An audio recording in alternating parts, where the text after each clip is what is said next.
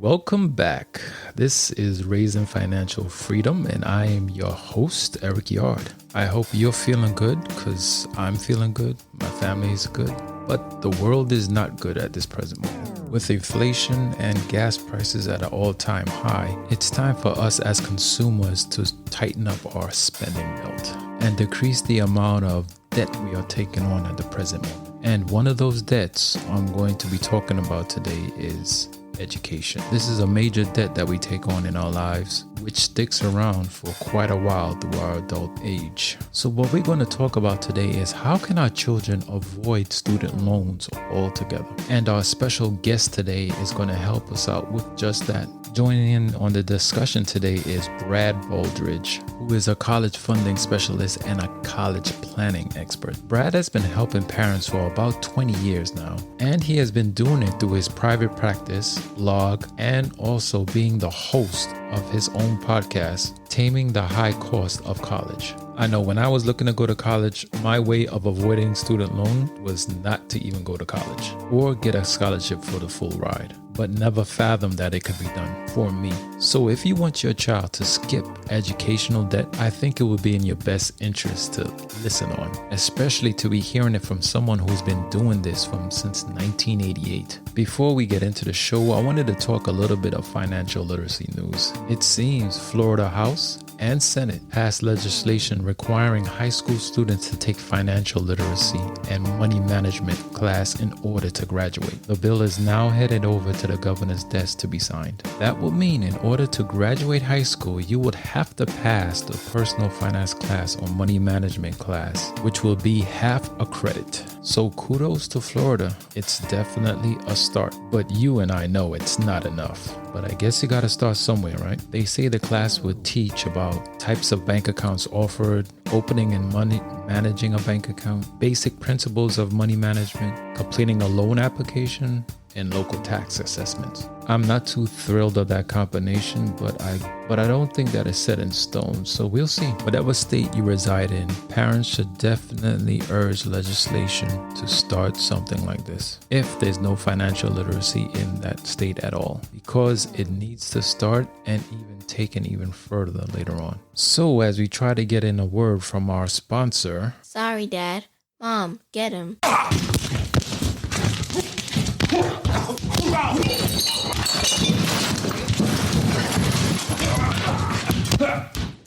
My dad is taking too long to start the show, and I'm taking over as the producer. So let's start the show now.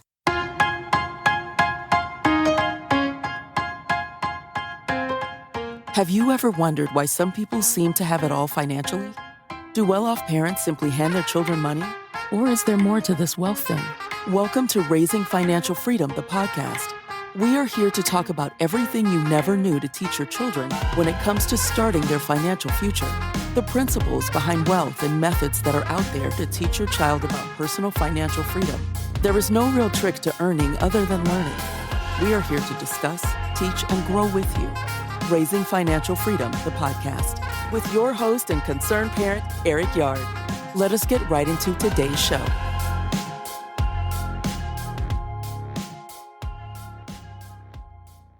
So now everything right now is really high. Gas, vehicles, food, even loan interest rates have gone up. And current inflation is adding fuel to this flame. So now than ever is the time to start budgeting and even avoiding certain expenses that could slow down your money goals. Now life still moves on and your children still need to go to school. Now, whether or not the child wants to go to school is a decision that you and the child must make. Now, when it comes to college, we all know it comes with a cost. And we've all heard horror stories from our friends. Maybe we've been a part of it. But when it comes to school loans, why is it so easy to get heavily in debt? The challenge with student loans is, in some regards, they're almost unlimited. So it's the easy solution for a lot of families where they just say, figure anything else out. So we're just going to sign up for the loan. So I guess as far as the state of the loans, there's been a lot of politics around getting them forgiven, which doesn't make a lot of sense in many ways, because if they're so bad that we should forgive them, then we should stop issuing them If we stopped issuing, many people wouldn't be able to afford to go to college anymore. So it's a challenge. Seeing how easy it is to get a loan and how quickly it can get out of hand, now you're thinking, how can I skip that whole scenario itself? But let's put it out there. It would be great if your child can avoid taking out loans for college. We all know it. Having our child not having to worry about that after they finish college and they start their adulthood gives you, the parent, a warm feeling on the inside, because it is one less debt that they will have to worry about later on in life, which we all know sticks around for a long time after we get out of college. So if your child is not getting a full ride scholarship through college, you need to be realistic, come up with a budget and a plan. Also to remember that you and the child are a team. For sure, if you work together, as an example, scholarships is one avenue to help pay for school. Now, the likelihood of a typical student getting enough scholarships to make school ultimately free the odds are very small. It's not likely, but they can help. At a lot of the private schools, as an example, typically you can get scholarships for, at least the right students can get scholarships that make it reasonably competitive with some of your other options. Maybe the flagship state school. The flagship state school in many states might be between 25 and say 28,000. And then maybe you can find a private school that will also be 28, 30,000 a year. But if you think there's something of value at the private school, again, my son looked at our state school and here in Wisconsin, University of Wisconsin is big and overwhelming. And he looked at it and he was just never interested. So he wanted to look elsewhere and find something that was a better fit for what he was trying to do. Other people look at that big state school and say, oh, well, man, I love that idea. They got the big football team. I can't wait to be a part of that crowd. And that's what gets, they're jazzed by that. Again, that's part of the challenge as well, is not everybody drives a 4-door sedan or a minivan or a pickup truck. Everybody has their own tastes and desires. Same thing around college. And so finding the one that's a good fit, but also at a good price, I think is the challenge. So I guess first is to realize that it's a complicated game and you got to understand the rules so that you can use the rules to your advantage. I think that's where most people don't realize that colleges are a business. It's their job to help you go to college, but it's not their job to, keep your costs as low as possible. Every dollar that they save you costs them. So they want to get the cost down to where you'll come, but they don't really want to go any lower than that. Just a car salesman, right? If you'd have bought the car for 30,000, why would he sell it to you for 28 if he can get 30? But if you know the rules, you understand how the car system works, and that 28,000 really is the fair price. Eventually, you might get there with the car dealer because you know the rules. With college, most people don't know the rules and they stumble through it. So I guess that's step number one, is to figure out, if you want to avoid loans, don't set yourself up for a disaster. Find the schools there's two steps to the process. One is find a school at a good price. And then the second step is pay for that price efficiently. If you bought a car, a 4-door sedan for $50,000 and you were really happy, but then you discover that essentially the same car was available across the street for $25,000. All of a sudden you say, it doesn't matter how good of a deal you got, so to speak. You'd be like, but I could have done, that's college, right? Most families don't know the price of all 36 colleges in their city or town or whatever, or within an hour drive of where they are. They have no idea. And again, they might be able to look up the published price, but what they don't really know is what the price would be for them after scholarships and after grants and after federal aid and after all the different pieces. And so start there. Will I qualify for need-based aid? Will I qualify for merit aid? Do I understand those three major types of scholarships? There's the scholarships from the institution. So for the colleges I'm attending, and they come in merit and they come in need-based. And then there's the scholarships from everywhere else. I have the scholarship guide for busy parents that kind of walks you through, because you don't want to spend a lot of time chasing scholarships that just aren't a good fit.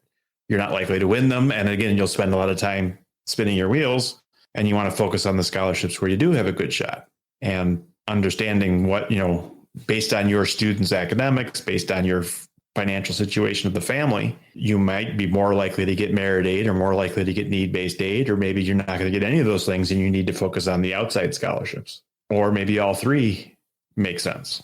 So I have a course where we help families figure it out. And in that course, the first step is to come up with preliminary pricing at your local state school. Just because, again, there's not a lot of aid typically at the state schools, but for most states, they're probably the low cost option to start with. So as an example, here in Wisconsin, University of Wisconsin-Madison is about $27,000 all in. That's tuition, room and board, books, fees, beer and pizza. It's the whole cost of a typical student going to that school. And it's the top school, right? It's in the top 50, top 75, something like that. So the challenge is many Wisconsinites aren't going to be able to attend that school because they don't have the grades to get accepted. Because again, they take the top 10%, top 15% of the kids at a particular high school. They can't take everybody. So they have to be selective. But if you can get into that school, it's going to start at $27,000. And that covers everything, including personal expenses and that type of stuff. But actual tuition and room and board would be more like $24,000 or $23,000, let's say. Now we already know the student can borrow $5,500. So now we're from 23, we're down to about 18. Typical student, what's reasonable? Can a student earn $3,000 or $4,000 a year, working summers and weekends, and maybe during the school year, maybe not during school, but somehow raise $3,000 or $4,000? If you say, okay, that's possible. Okay, so now we're from 18, now we're down to 14. So now we're running out of options. Now we could do some scholarships maybe for that. The parents could contribute for that. Grandma and grandpa could help kick in for that. Or we could borrow that. So now all of a sudden it's not quite so onerous. Now, Madison isn't the lowest cost state school. Madison's probably the most expensive state school here. So you could go to some of the other state schools for $3,000 or $4,000 less. So I forgot what I just said there. We got it down to 14 or something I said. So now maybe you can get it down to 10 by choosing a lower cost state school.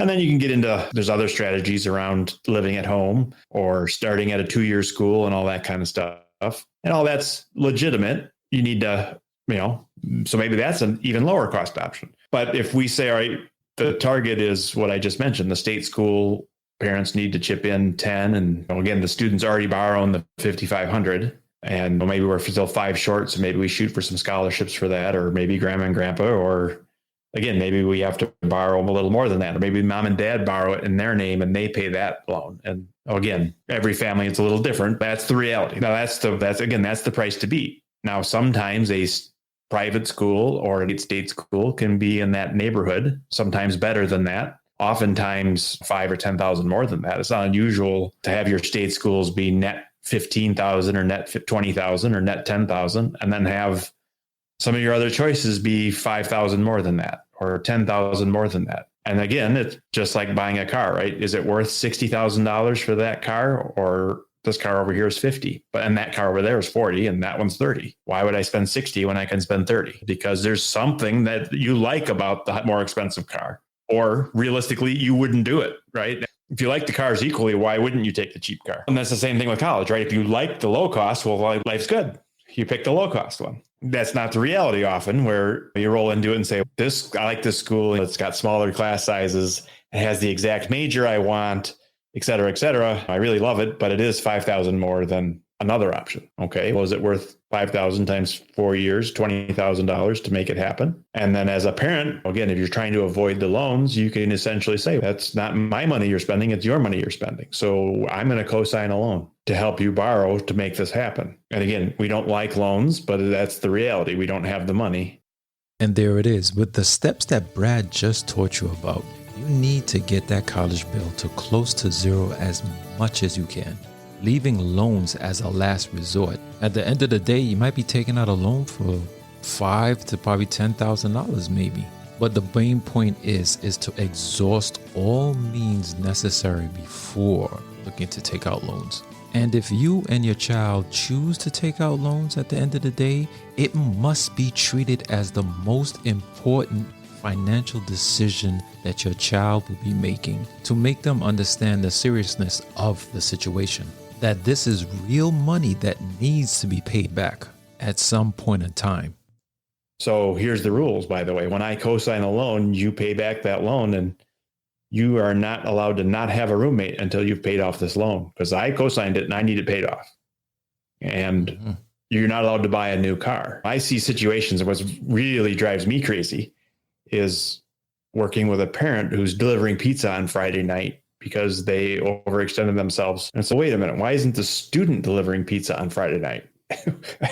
I think we got this a little confused here. Something's wrong there. There's a lot of parents out there that believe that paying for college is their job and they'll do whatever it takes to get it done. Wow. Often, almost, and again, some of the students that where parents are working that hard and doing that to make it happen, some of those students appreciate it. But I've seen situations where it doesn't seem like the student really does appreciate it and realize, again, the typical teenager just doesn't really understand finances in the real world. And it's the parents' job to talk about it and put some reality around it. This is why we are here. Another great example is, do you have kids of your own, by the way? Yes, I do. I have a little girl, 10 years old. 10 years old. Okay. So does she have her first phone yet? Nope. Okay. So the pressure's going to start mounting soon. And every birthday and every Christmas, that's going to cross your mind of, was it time? Should we, at some point they'll probably get a phone. And again, I don't know when, I don't know what you believe, but a typical teenager gets a phone somewhere. And then sometime around 16 or 17 or 18, in some households, gee, Mom, if you're tired of dragging me around to all my activities, if we had another car, I've got my license now, I could take myself. And some parents are like, oh my God, that would be so great. And next thing, a used car shows up in the driveway for the kids to drive around. Right. And so and again, this is the typical suburban family where, now that kid has no idea the $1,000 phone or the $10,000 car just appeared because he thought it would be a good idea for it to be around. Their general mindset is the next step is college, and college should just appear like the phone did and the car did. You just shake the money tree, Dad. That's how you do it. I think. I don't know how it works. And they don't really understand that $1,000 and $10,000 and $100,000, there's this appreciable difference around the sacrifices involved. But to them, they're all big numbers. They've never seen that. They never earned that kind of money. So it's monopoly money to them. And we do it on purpose. We want to protect them from those worries. This is the reason why Raising Financial Freedom was started. The parents must teach the children about the numbers. They must teach their children financial literacy so they know the difference between 1,000, 10,000, 50,000. And more importantly, the interest that's being tied to these loans that will boost the actual amount up, which is the true number that you will be paying back at the end of the loan. And it's up to us as parents to make sure their eyes are wide open with financial literacy. Remember, big business is trying to get as much money as they can out of you and your child. Can you remember the last loan you've taken out where they told you the bottom line of the loan? You can't, because they're not going to tell you. That is something you are going to have to figure out every time you take out a loan. And once you see the real number, you might just change your mind. Picture a price of a home being changed to the bottom line, or the car that you want, price changed to the bottom line at the beginning of the deal.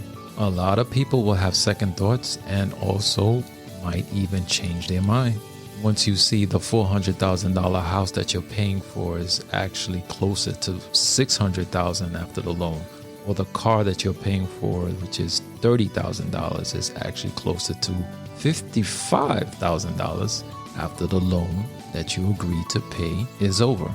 Now, what if you're a parent who's just trying to figure out how can you pay for school or help your child pay for school with the rising costs of school every year, knowing without a shadow of a doubt that they do want to go to school? Right. And again, I think there's no simple do this for everybody and that type of thing. I guess in general, I think, so as an example, the typical student that's rolling into college from high school is going to have to report mom and dad when they fill out their financial aid forms. And as an incoming freshman, the most they can borrow is $5,500. As a sophomore, $6,500, and as a junior and senior, $7,500. So the most that they can borrow is about $27,000 for the 4 years of college. Now, on top of that, mom and dad can co-sign loans, so that way the student can borrow more. Mom and dad can actually borrow, so they can sign up for a PLUS loan or get a private loan of their own, or use their home equity, or there's lots of ways that you can borrow. Some are student loan specific or college specific. Some are just general debt. You put college on a credit card if you want it. Again, I don't recommend it, obviously, but so there's lots of ways to borrow for college. But the typical student is not the one that's causing this $100,000. We hear about that. The student has $100,000 in student loans. Somebody helped facilitate that, or that student went on to a master's degree or something along those lines. And we can't have it both ways. Right now, they make it relatively easy for people to borrow money so that they can afford to go to school. And part of that process is also they make it relatively hard for you to discharge them in bankruptcy, as an example, because if you could discharge them in bankruptcy, then the interest rates would be more like credit cards.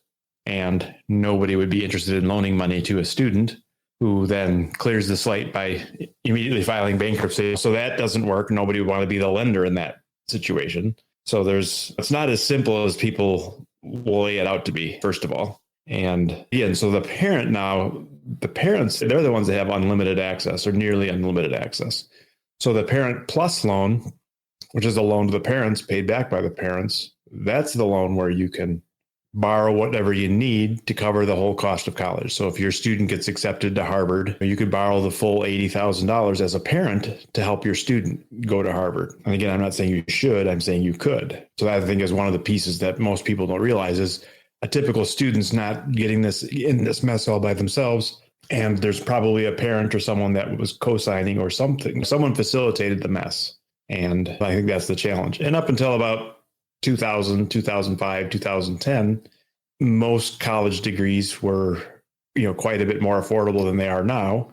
And most of them paid well enough that it didn't matter that much. You could go to school for 4 or 5 years, probably get some sort of reasonable pay because you have the degree and it made out. You made out because your pay would be higher because you have the education.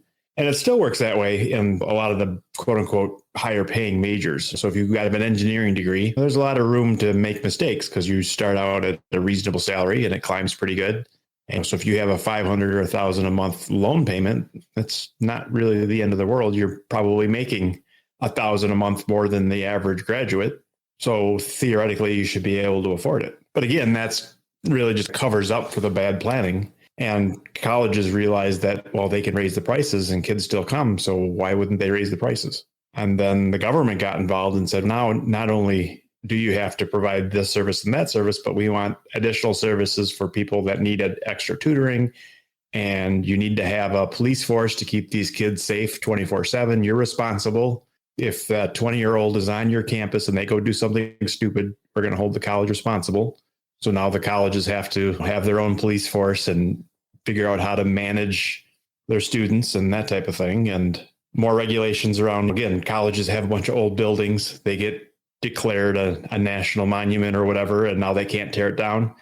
And if they repair it, they have to make it compliant for all disabilities and that kind of stuff. So now they're trying to figure out how to put an elevator in a building that was built 200 years ago. And of course, so they have a lot of extra expense. They have healthcare and mental health care and all kinds of stuff. That's all part of the college process. And quite frankly, a lot of the customers, the parents and the students, appreciate that stuff and want that stuff. But now they also have to pay for that stuff. If it was just, we're only going to give you the core classes so that you can get the job that you're desiring, and we're not going to do all this other stuff. We're not going to figure out where to house you. We're not going to figure out how to keep you safe. We don't have tutoring services and all that kind of stuff. All that stuff is extra if you need it, or just not available. It would be a different situation. And the other interesting thing, of course, is nobody designed it this way. Nobody said, oh, this is how we're going to make college work. It was, again, lots of people rolling out of World War II and they realized that there was a lot of workers that could use a better education. It was getting more and more obvious that more education was needed for a lot of the jobs that were coming online around things like engineering and managing corporations and accounting and all kinds of different things. Was we need more educated workers. So they invented the GI Bill and a number of different things and put things out there to help, and then more things out there to help, and then more things, and then loans. And then they just kept adding things until we got to where we are today. And nobody necessarily went back and said, we had this program and that program, and they don't really work well together. What should we? They just, again, kept bolting things on and adding things and subtracting things. And Politics would, of course, get involved, where someone would say, if you're willing to do this, then we can allow that as well. Or, so it, had to go through the political process, which often allows politicians then to add or subtract something that maybe didn't make a lot of sense, but they needed it for some political end. And voila, here we are. And of course, there's another more complicit in this as well, which is, again, the typical employer in looking for employees, where they can now put it out there that you must have a college degree, and they still got plenty of qualified applicants. And matter of fact, they got the higher quality applicants typically, because if you said just high school, then again, these days, high school is not necessarily that challenging. Many high school kids have a tough time reading and doing basic math. And so if they said, we're going to raise the bar, you have to have a 4-year degree, and they still get enough qualified candidates and they don't get in trouble for discrimination, it's a win for them. Now, this is something that's been going on for years and years. Now, just hearing that, you got to ask yourself, is it even worth their time? You're going into debt to get a job in order to pay off that debt. That doesn't sound right to me. So at the end of the day, is the juice really worth the squeeze? Just recently, with many corporations struggling to find workers, they're now realizing that the college degree that we require isn't necessarily needed for the job. It's just a way for us to get higher quality applicants. But now that we're not getting enough applicants in general, we now have to be more willing to look at people that might have the experience doing the job, but maybe didn't get the formal degree. So there's that cohort. And then the other part of that is also where I can't get the next promotion without having a 4-year degree. So now people are saying, I know the job, I can do the job. Nothing I need to learn in college. I just need the damn piece of paper. So now there's people out there just saying, what's the least amount of money and the least amount of effort to get the piece of paper so that I can say I have a degree so that I can get the next step, whatever that might be. And we see some of that going on where, is that education that you're getting even worthwhile? Probably not, but it's, again, part of the system. So ideally, education is for education, but it gets convoluted and confusing. And again, the math works. If you say, if I have to borrow $50,000 to get my degree finalized and I get the next rung up on the promotion ladder and it pays me an extra $15,000 a year, I guess it's worth it, because my loan payments will only be $500 a month or whatever it is. So doing the math, I'll come out money ahead. Let's go sign up. I always use the example, there's 2 ways you could get involved in nursing if that was your desire, your chosen profession, so to speak. You can, there's various levels of nursing. One of the prizes, so to speak, is to have that 4-year nursing degree. And there's a 2-year nursing degree, and there's shorter and easier nursing degrees than the 4-year degree. And of course, you can also go on for nurse practitioner and advanced degrees on top of nursing. But if your first goal is, I need to get a 4-year nursing degree, one option is, especially if you don't have a lot of funds and so forth, you could say, well, I'll just start with the associate degree, or even less. I'll just get the nursing certificate. That'll get me in the door. I can start working at the lowest levels at a hospital or nursing home or wherever.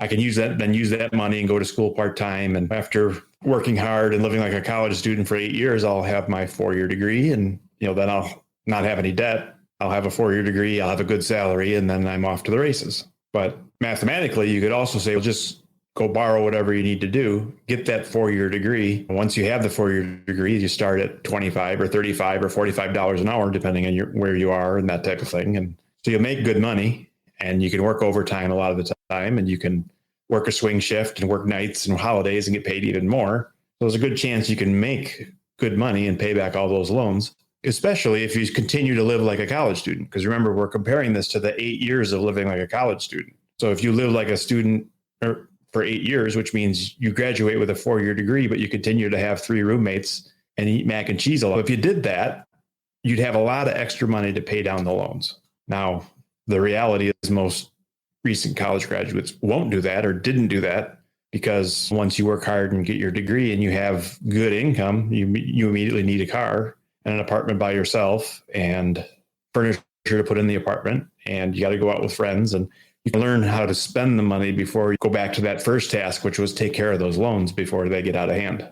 So loans are a challenge, and sometimes they're a necessity too. I often talk about families that spend crazy amounts of money on college, and there's nothing inherently wrong with that. People spend their money many foolish ways. College is one of the many, potentially, and then maybe not even be foolish in some people's opinions. There's cars out there that'll get you from point A to point B for $30,000, $40,000, shiny and new. And there's cars out there that'll get you from point A to point B at $125,000.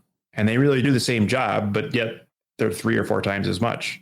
And a lot of people say, well, that's not worth it. I'd never spend that kind of money on a car. And that's true. Many people wouldn't, but some people do. So obviously they think it's worth it. And is it wrong that they think it's worth it? No, it's again, one guy's opinion, and there's many different reasons. And it's you can kind of say the same thing about school. Now, it's one thing if you're giving up the lake home so you can spend your money on college.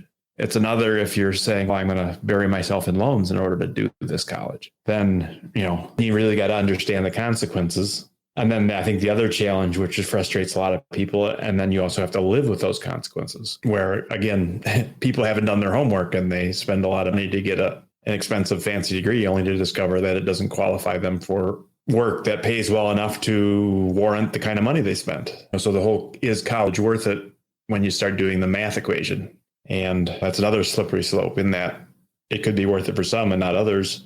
Even the exact same program at the exact same school at the exact same price because of what you do with it and how hard you're willing to work. There's more to it than I got a degree from the school. But what else did you do while you were there? What kind of network did you build? How hard did you work once you got out of school to get the promotions at work and that type of thing? So I think there's many paths to, if you went and talked to, I don't know, say 10 successful engineering managers at like at Google or Apple or someplace that's got a lot of engineers, you talk to 10 managers and learned about their path, there would be 10 probably dramatically different paths that they took to get there. And they all led to the same place. Some may have cost more than others. Some may have been easier, so to speak, than others.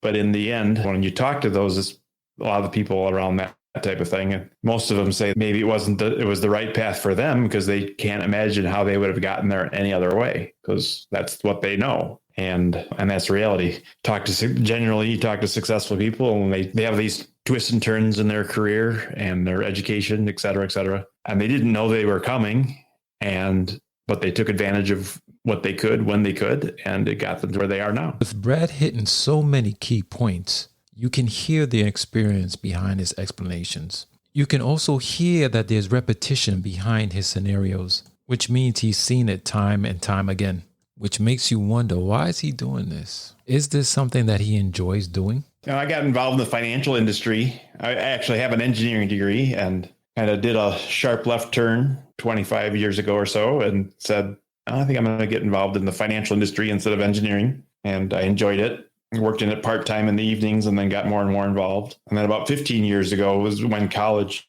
really started to come up on the radar, where talking with some of the people I was working with, college would come up and it was getting to be more expensive. And they were starting to talk about, or should I save more? Or how can we afford this? Or we didn't save and now we're stuck. It's really expensive. And then it just kept getting worse. So it'd be a bigger and bigger piece of the puzzle for most families. And I realized as I started working with families that there's a lot you can do, but most people don't really understand, again, need-based aid, merit aid, scholarships, loans. When you've got 2 or 3 kids at home and they're all teenagers, the last thing you want to do is sit down for a Sunday afternoon and try and figure out all the gobbledygook around college, at least for many families. Again, some people enjoy it and they jump in. I enjoyed it. I jump in. But again, it's not everybody's thing, right? Just like some people, again, I'll date myself a little bit. There was a time when you would change your own oil because it would save you a little money. These days, almost nobody does it. Or even change your brakes. Or it was possible to work on your car. You didn't need to have all the fancy equipment. So you could do stuff at home if you wanted. And if that was your thing and you enjoyed it, and some people did, well, then didn't seem quite like a chore. Cleaning the house, kind of the same thing. You can either clean it yourself or force your kids or con your kids or pay your kids or hire an outside service to come and clean your house. And some people say that's money well spent because either I wouldn't do it and I get myself in trouble with my spouse. So I'm better off to just make sure someone comes and does it for me. And that's where the business was launched, is I realized that many people needed the help. It's very confusing. I can add a lot of value. Often I save a lot more than I cost. Started building resources and courses and podcast and all that stuff to get the word out there. And I think that's our biggest challenge now is if your student came to you or your daughter came to you and said, Dad, I think I would really love to learn how to play piano.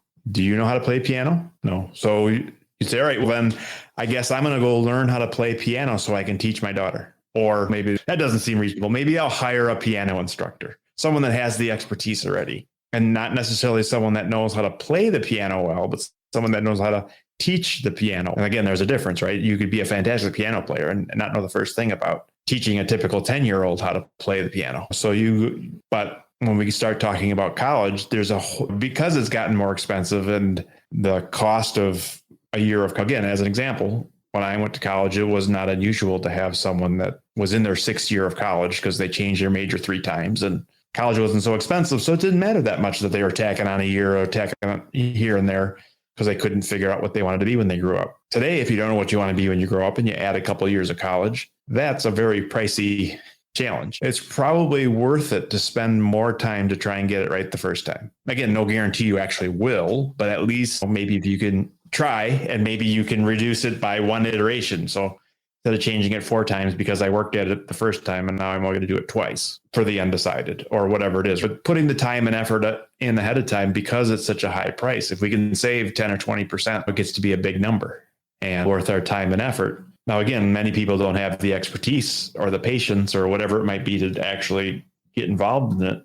And that's where, again, there's people out there now that will help students with testing and test prep if that's what they need help with. Help them figure out what they want to be when they grow up. Help them choose colleges and career paths that are appropriate for them. Just like there's in the old days, we played baseball by taking our stuff to the local park and whoever showed up played baseball. Now parents have organized leagues and hire umpires and coaches. And then for the kids that are really into it, we can, if we choose, take it to the next level and hire a batting coach and a pitching coach and get on a select team that travels and competes at a higher level. And, the same could be said about college now. You can hire the expensive coach. You can hire the general coach. You can hire someone like me that helps you with finances. You can take a course or read a book, but it's not, again, it's one of those things where most people either are going to have to learn how to do it so that they can do it for themselves or outsource it in some way. And again, if you don't have to, you can just do what has been, and that's where we're going all the way back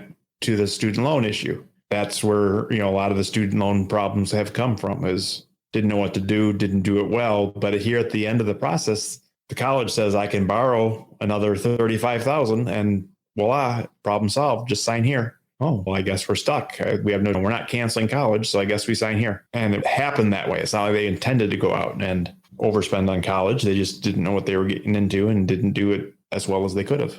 Brad, I want to thank you for coming on the show. Where can the parents reach you and how can they continue this conversation with you? And what future projects do you have going on in the future? So everything is at tamingthehighcostofcollege.com. So we've got a newsletter you can sign up for where we send you some relevant stuff and breaking news and all kinds of good information. There's a number of free resources. There's a scholarship guide for busy parents, which will help you understand a little bit more about scholarships so you can put a plan together for your family. We've got the cost of colleges by state where we have the net cost. So the list price you can find the net cost or what it actually costs based on income.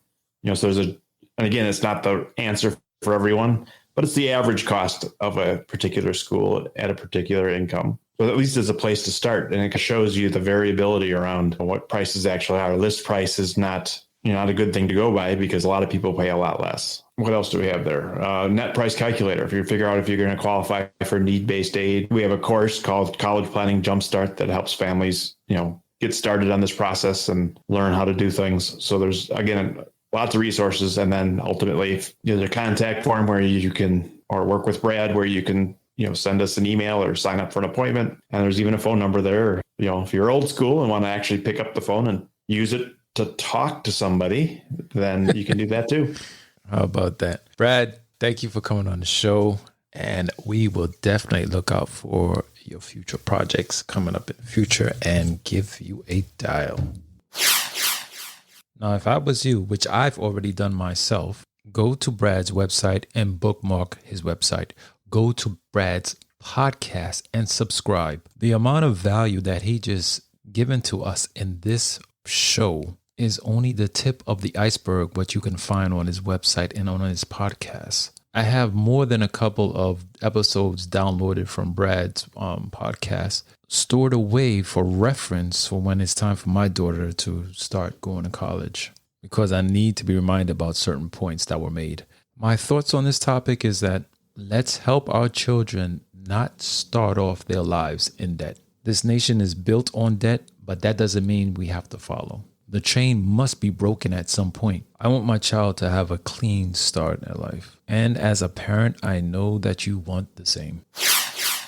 Next month is Financial Literacy Month, and we will be on deck for that. Stay tuned on our social and on this show for everything that's coming up on that month. We would definitely love if you would subscribe and leave a comment on our website. It's real simple, takes about 10 seconds on raisingfinancialfreedom.com. Until next time, stay safe and give the gift of financial freedom. We really hope you enjoyed this episode of Raising Financial Freedom, the podcast. Stay connected with us directly through raisingfinancialfreedom.com. You can also join the discussion on social media, which you can also find links on our website. If you would like to speak with us, please send us an email through info@raisingfinancialfreedom.com. And as always, thank you for pushing your mindset towards a better reality. This concludes the most thought-provoking portion of your day. Don't forget to please like and subscribe to stay fully up to date. Until next time, be kind to yourself and each other.